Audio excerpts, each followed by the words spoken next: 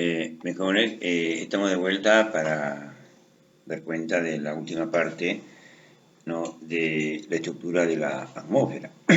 Hemos estado hablando sobre la termósfera, ¿no?, en donde comprendía desde los 85 kilómetros hasta los 1000 kilómetros de altura, y también dar cuenta de que se experimentaba en esta capa un incremento de temperatura que llegaba a los 1500 grados Celsius, ¿no?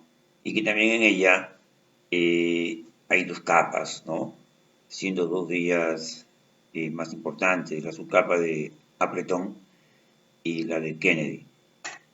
Y que en ella se hacía uso la comunicación televisiva en onda corta, mientras que en esta segunda capa permite la comunicación radial de onda larga, ¿no?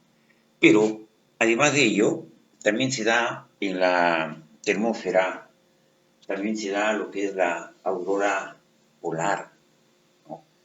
Y la aurora polar se producen en la aurora polar se producen la volatilización de los meteoritos, ¿no?, que al rozar con nuestra atmósfera se vuelven comunicaciones. Y esto, desde luego, la volatilización de los meteoritos, cuando rozan con la atmósfera,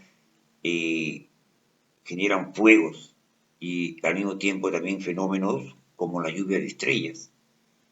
Y su capa superior de la aurora polar es la termopausa, ¿no? Y aquí tenemos que señalar que entre la termósfera y el espacio exterior encontramos una zona de transición denominada esósfera, ¿no? Y esta esósfera está constituido por materia plasmática, y en ella la ionización de las moléculas determina que la atracción del campo magnético terrestre sea mayor desde la gravitoria, ¿no? Jóvenes, es importante señalar, ¿no?, que nosotros estamos pasando también por un proceso bastante difícil, ¿no?, con lo que es la capa de ozono. ¿Por qué? ¿No? Porque se está dando un fenómeno del cambio ambiental en nuestra patria, ¿no? Y entonces nosotros tenemos la prioridad de cuidar, ¿no?, nuestro planeta, ¿no?, en lo que respecta a la contaminación ambiental. Pero antes de ello, vamos a pasar por la segunda parte, ¿no?, que es la composición, ¿no?, de acuerdo a su composición química, ¿no? De acuerdo a la composición química, se divide en dos capas, la atmósfera y la heterósfera, ¿no? La atmósfera es la capa inferior de la atmósfera, ¿no? Y en ella abunda el oxígeno y la humedad. El hombre en esta capa realiza sus actividades, ¿no? O sea, la atmósfera es una capa que le permite al hombre estar en continua productividad, ¿no? Y aquí predominan los gases pesados como el nitrógeno y el oxígeno. Y esta etapa comprende desde los 60 a 80 kilómetros, ¿no?, desde el nivel del mar. O sea, es una parte bastante importantísima. Y luego tenemos la etosfera, que es la capa superior de la atmósfera y y está compuesto por gases pesados, como el helio y el hidrógeno, ¿no?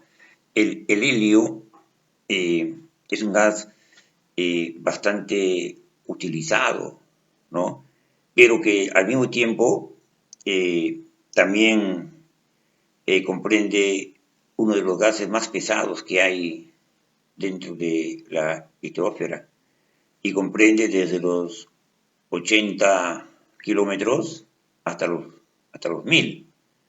Y su composición es heterogénea, ¿no? Luego viene lo que es el, la composición físico-químico. Acá también se divide en tres capas, ¿no? Y esto es una división que se ha hecho desde hace mucho tiempo, pero que al mismo tiempo tiene una vigencia importante, ¿no? Que es la troposfera, la estratosfera y la ionosfera, ¿no? La troposfera, ¿no? Es una capa interior de la atmósfera y se caracteriza porque en ella se producen la mayoría de fenómenos que constituyen el tiempo y el clima, ¿no? Y eso es una capa activa y dinámica, bastante densa y que contiene el mayor volumen de aire, que es el 90% de la atmósfera. Y luego viene lo que es la estratosfera, ¿no? En la estratosfera, esta estratosfera se caracteriza por la ausencia completa de nubes, precipitaciones y por sus calmas, ¿no? Es una zona en la que se encuentra la ozonósfera, o llamada también capa de ozono, que está compuesta por oxígeno en estado alotrópico y que concentra entre 24 a 30 kilómetros de la zona ecuatorial, ¿no? Es una capa invisible y es esencial, ¿no?, para la supervivencia de la vida en nuestro planeta. Y finalmente, tenemos lo que es la ionosfera, que es la capa que se caracteriza por presentar que tienen partículas cargadas de electricidad, tales como los iones, ¿no?, y los electrones, que son cargas positivas, ¿no? Y en esta capa se encuentra también la acidósfera, que es el vapor de sodio, en la cual se encuentra la radiación de color azul, que esta es proveniente del Sol y que le da una tonalidad, ¿no?, importante al firmamento, ¿no? Y ese es producto del trabajo que hace la ionosfera. Aquí también en la ionosfera se dan las capas de las telecomunicaciones Kennedy y Hasiday, ¿no?, que son las transmisiones radioeléctricas, y también la Appleton, que son las transmisiones televisivas y satelitales. Y finalmente podríamos decir que, ¿por qué es importante la atmósfera?, ¿no? La atmósfera es importante porque protege a la Tierra de la radiación solar y los meteoritos, ¿no? Permite la combustión, hace posible la respiración, permite el vuelo de aviones y de aves, permite la propagación de la luz, permite la transmisión del sonido, regula las temperaturas y oxigena los suelos, ¿no? Eso es bastante importante dentro del trabajo que hace o que se dice como zona importante, el trabajo de importancia de la atmósfera, ¿no? Luego viene lo que le decíamos, lo que es la contaminación atmosférica, ¿no? Esa contaminación que se produce mayormente por acción de la propia también naturaleza, ¿no? Pero por contaminación atmosférica entendemos a la presencia de aire y de sustancias o de formas de energía que impliquen riesgo, ¿no?, daño, molestia para las personas y también a los bienes de la naturaleza, ¿no? Entonces, esa es contaminación atmosférica, a la presencia de grandes sustancias o formas de energía que impliquen riesgo, daño o molestia grave para las personas y bienes de cualquier naturaleza, ¿no? ¿Y qué se hace acá?, ¿no? Lo primero son las lluvias ácidas, ¿no? Y estas lluvias ácidas son producidas por las grandes cantidades de óxido de azufre y óxido de nitrógeno, ¿no?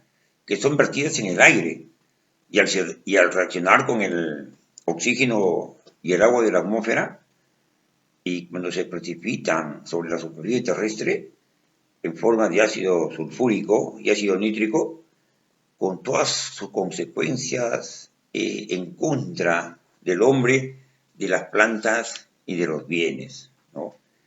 Esta lluvia ácida produce un incremento de la saciedad de los suelos y del agua, de los ríos, de los lagos, produciendo efectos negativos y en muchos casos irreversibles para la mayoría de los organismos, ¿no? El medio ácido, por ejemplo, el plomo, el zinc, ¿no? Y otros elementos se disuelven con mayor facilidad, por lo que aumenta también su concentración, pudiendo llegar al hombre a través de los alimentos, ¿no? Y la lluvia ácida, ¿no? Esta famosa lluvia ácida altera el crecimiento de las plantas, ¿no? Sus hojas se vuelven rojizas e incluso se pierden. Y luego tenemos lo que es el efecto invernadero, ¿no? Este efecto invernadero procede de la interacción entre la cantidad creciente de una serie de gases en la atmósfera y la radiación que escapa de la Tierra, ¿no? Estos gases llamados de invernadero toman ese nombre porque actúan de manera parecida al vidrio de un invernadero, ¿no? O sea, permiten el paso de la luz solar e impide que escape el calor, ¿no? Y el más importante de estos gases, por su gran volumen, es el dióxido de carbono, ¿no? Otros como el metano son más por su volumen que por su actividad. Y finalmente tenemos lo que es la capa de ozono, ¿no? La capa de ozono sobre la Antártida. Y ustedes saben, ¿no?, que la destrucción de la capa de ozono, que es la encargada de atenuar en casi un 90% la radiación ultravioleta, ¿no? Esta capa nos protege a nosotros, ¿no? Nos protege porque atenúa en el 90% la radiación ultravioleta, que es una radiación bastante peligrosa, ¿no? Y el espesor de esta capa está variando cíclicamente, a diario y con las estaciones que hay, ¿no? Ya que en el ozono estratosférico sufre una serie de reacciones que continuamente aumentan y disminuyen el mismo. Y es el hombre, a través de las actividades del hombre, que ha provocado la alteración del ciclo de ozono, que ha derivado en una disminución continua y alarmante en la capa de ozono. Y una de las sustancias a la que se le atribuye la responsabilidad de la destrucción de la capa de ozono son los clorofluorocarbonatos, ¿no? Y ese ha tenido diversos usos como son los sistemas de refrigeración, los sistemas de refrigeración en un 50%, los aerosoles en un 20%, la fabricación de plásticos, vasos, platos, envoltorios, ¿no? Y en 1994 la NASA indicó que el 60% de los óxidos de nitrógeno producidos por los aviones comerciales que vuelan a unos 9.000 metros de altura llegan a la estratosfera e intervienen en los ciclos de ozono disminuyendo su capa de protección, ¿no? Bien, jóvenes, en ese sentido tenemos nosotros que cuidar nuestra naturaleza, ¿no? A veces el hombre también se autodestruye, producto de querer tener mayor actividad tecnológica, ¿no? Y pues hace daño a la naturaleza. Muy bien, es todo por hoy, jóvenes. Esperamos encontrarlos mediante el enlace del Zoom. Buenas tardes, permiso.